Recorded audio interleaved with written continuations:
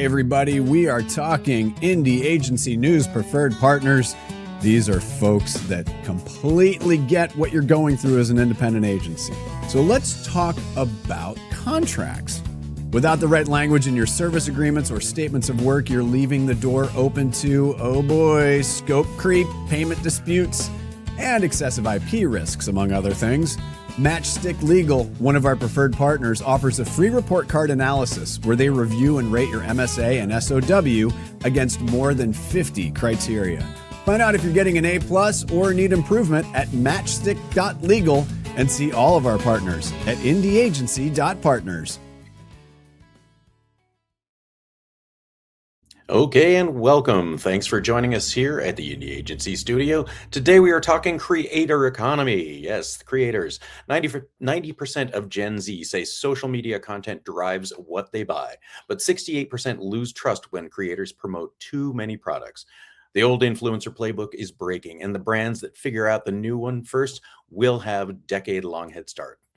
James Nord is going to be joining us. He's the founder and CEO of Fohr, the first influencer marketing company in the US. Since 2013, Fohr has managed over 250 million in campaigns across 350,000 creators. James is here to walk us through why creators are not a media channel. They are cultural translators, and what that means for every agency and brand. Welcome, James. Thanks for joining us from the Lower East Side. Thanks so much for having me. It's great to have you here, and thanks so much for joining us. So you founded Fohr in 2013. It's pretty much one of the first influencer marketing companies in the US. What did you see rising that maybe no one else did at the time? What I saw early on in my experiences, I was just saying to you backstage, I was this was before the word creator or influencer. I had a Tumblr, right. And I had been invited on a trip with Puma to Abu Dhabi to shoot a yacht race that they were participating in. And I realized that there was no traditional advertising channel that Puma could have used to tell the story of that yacht racing team to my audience. And I felt like brands were going to want to leverage people like myself and my friends on the internet more for their storytelling, and that they were going to need data and analytics to be able to put real money behind it. Gotcha. So, so talk a little bit about how then Fohr kind of came to be. I mean, yes, you had this great point where you could start, but how did you start to see it as something that could be built into a viable company with offerings? Yeah, I mean, I started building the technology platform first. And so we found, a couple key things early that we could do that we felt would be really helpful. We went out and raised a little bit of money, enough to quit our jobs, my co-founder and I. Nice. Again, the influencer creator community back then was so small. Maybe there were 20,000 people in the world that were doing this. Right. So, we knew a vast majority of them. And at the time I had one of the biggest followings in the world. And so I certainly knew, we were kind of known entities in the space. And so felt like, if we had this offering that didn't exist and a kind of really clear way to go to market. And I was 27, didn't know better. So I was like, yeah, why not? Why not me? Let's go. Nice. Yeah. I love the fact that you didn't know any better. I mean, I think that's how a lot of us end up there as we go, oh, how did I get here? I'm just gonna go for it. And that's absolutely half the stories in this industry. So your thesis is that creators are cultural translators, not media channels. So what's the real difference, and why does it matter now? I think it's first of all, I think something that you get with creators that you don't through other types of media is you're entering a conversation. And, with the conversations that are happening on social becoming more and more important to driving the tastes and preferences of the world, we're giving brands a opportunity to authentically show up in those conversations, and for us, we make a point to not interrupt the best parts of the internet, we try and become part of it. And so, to take a toothpaste brand and insert them into a cultural conversation in a way that is authentic and enjoyable and joyful is something that other types of advertising media just can't do, because you're just inherently interrupting people and trying to pull their attention away from something that they actually want to consume, and get them to consume your brand message.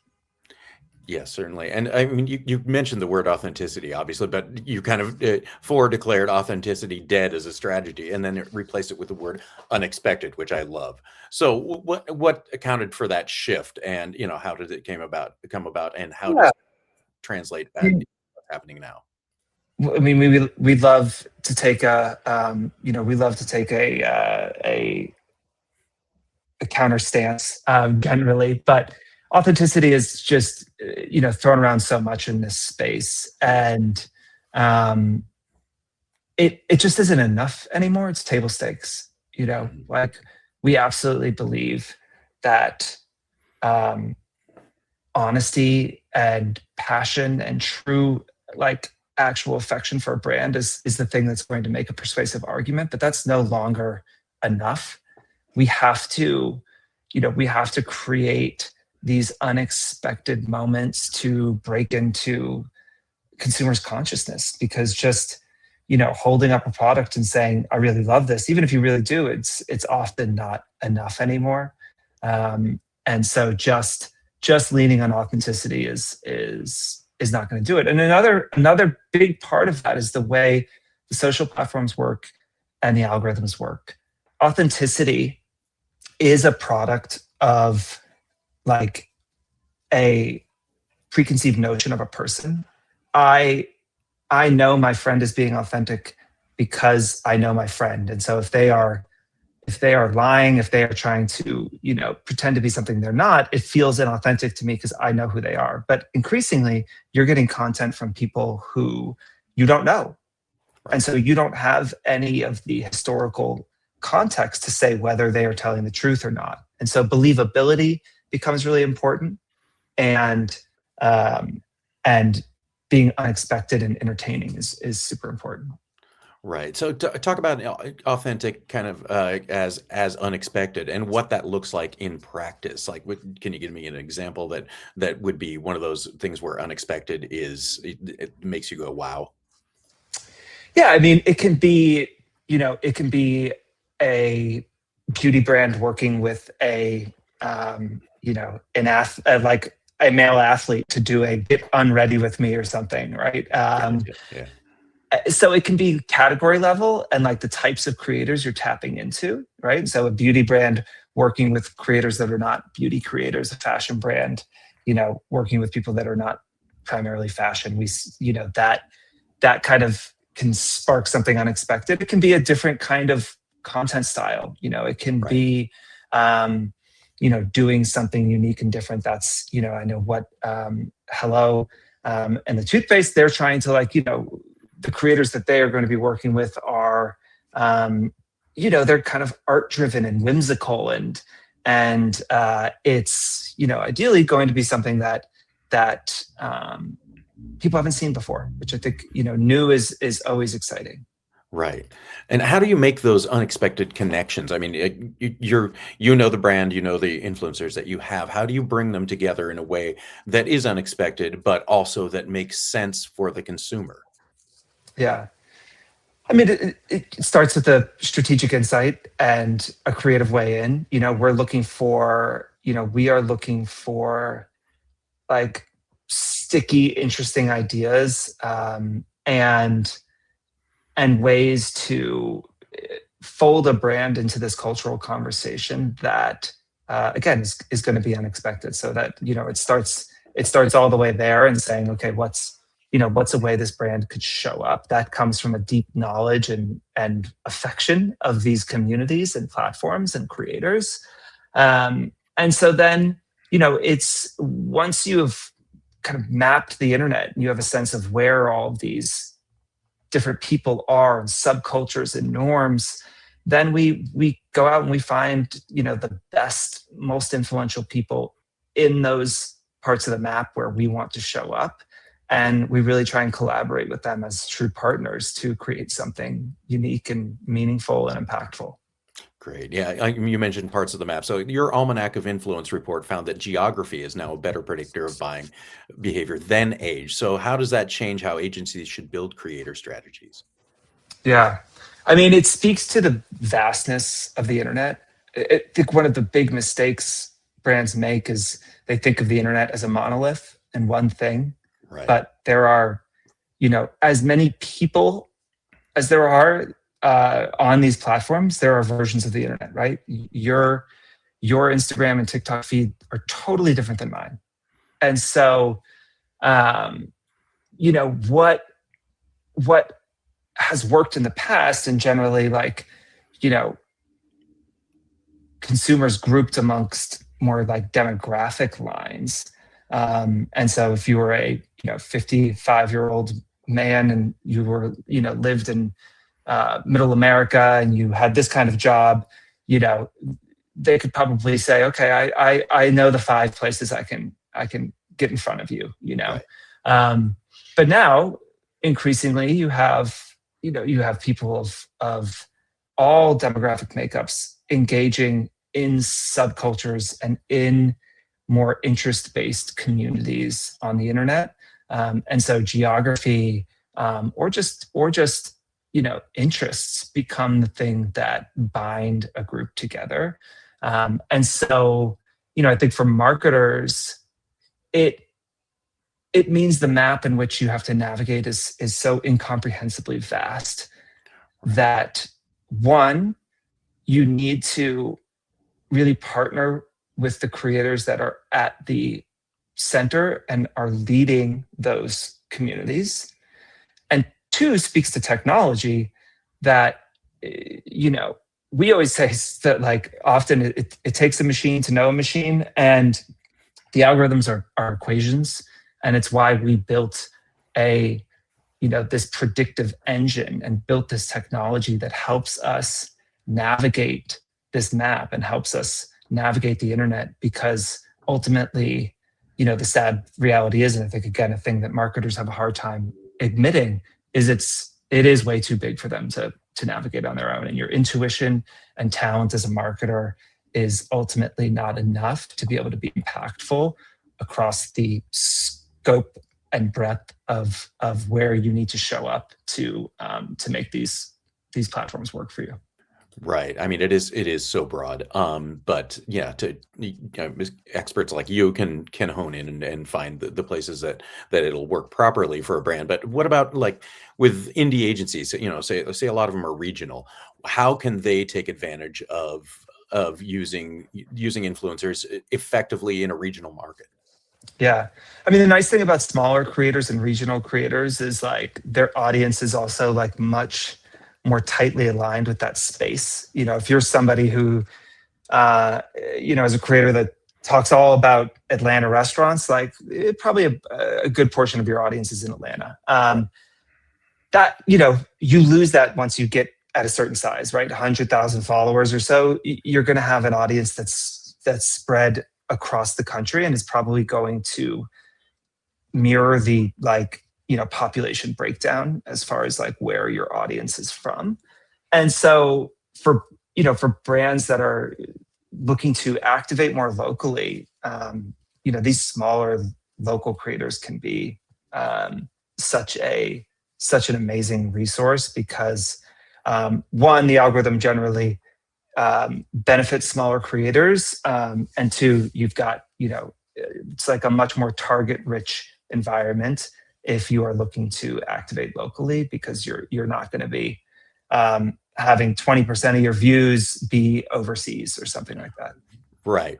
I mean, it is that whole targeting thing. Obviously, if you're in a local market, you want locals to speak to locals, I would imagine. Yeah. Yes, absolutely. And just because a creator is in a city doesn't always mean that's where their audience is. But again, some of those more local focused ones, you can get that benefit. Definitely. So you've said that ambassadorship is the future, long-term creator relationships replacing transactional deals. What does that look like when it works well? Yeah, when it works well, we are just about to announce our now it's the third or fourth year of our Dick's varsity team. That's a great example. We had over 10,000 creators apply for 60 spots. And they get a full year contract with Dick's. We bring the whole group together. We've got gold medalists in there. We've got professional athletes, NIL athletes, but also just amateurs, coaches, parents. It kind of runs the gambit of people that love sport and are Dick's enthusiasts and customers. But I think where that works so well is Dick's Sporting Good really becomes a big part of that person's content, and they're seen as a real partner. The people that get into that program, it exposes them to all of the major athletic brands. Again, they get mentorship. They get to mix with creators that are bigger than and smaller than them, and it can help accelerate their careers. But for Dick's, they're getting so much bonus content. They're getting creators who are deeply passionate and excited about the collaboration. It's not something they're just doing for the money. Just the fact that 10,000 people applied and only 60 get in, it's a pretty big honor to make it. And so, again, I said earlier in this that passion was such an important part of persuasion. And so, running the program like they do, passion passion for the program and for this community is infused in every single creator that we work with. And so we see the content just outperform anything the brand was doing before this, but many of them were traditional campaigns that we run. Yeah, certainly. I've seen the Dick's program, and it really is. It feels almost grassroots, but it's also this nationwide influence too, and the people they get really truly are passionate about it. So that's definitely one of those that I've seen that works really well. You also had Fohr Squad, if I'm not mistaken. Yep. Which is similar same thing. Concept. Yeah. So. Yeah. And how did that work? Just same, you get 30,000 applicants, and then just like hugely dominant. The envy of every beauty brand in the world. That program, and we set out at Dick's to do the same thing for sports, and 3 years in, it's the dominant ambassador program in sports, and they invested early and built that flywheel. And you mentioned in the intro about getting a 10-year head start, and we saw that with Sephora, that they were, after 4 years of Fohr Squad, they were getting 2-3 times the amount of social coverage as Ulta, and Ulta was just on their back foot the whole time, trying to figure out how to react and how to match what they had built. But ultimately it was time. You couldn't just pay for it. You had to put the sweat equity in as well. Yeah. And when you're dealing with a group, the one person may not be as big an influencer, but as a group, it creates this huge ebb and flow. Yes, so, yeah, absolutely. So that it's just amazing what you could do with that. Let's go to some one sentence answers. These are some quick hits that we can have some fun with. So, what is the biggest lie brands tell themselves about influencer marketing? That it's unpredictable. Yep. Yeah, that was a great short one sentence answer. It just kind of said everything right there. All right, so what's one thing every CMO should stop doing with creator budgets immediately?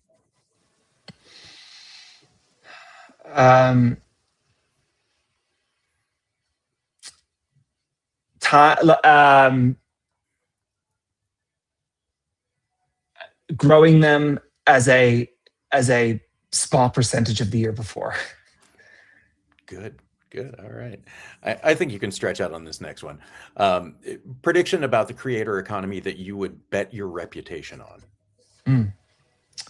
We will move to a pay for performance and outcomes. And the idea that we would have paid people just based on how many followers they have will seem ridiculous in a few years' time.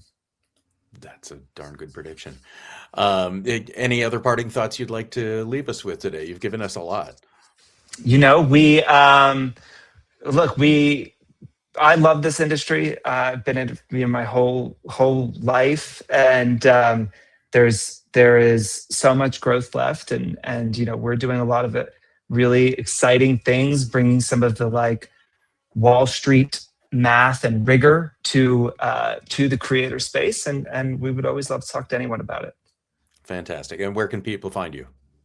Fohr.co, on the internet, on social, wherever you might look. Excellent. FOHR. All right. James Nord, CEO of Fohr, thank you so much for joining us. Thank you. Obviously, I think we want to continue this conversation because it will keep changing and you guys will always be at the forefront of it. So thank you so much for joining us, and thanks for everybody for listening. We appreciate it. Thank you. Cheers.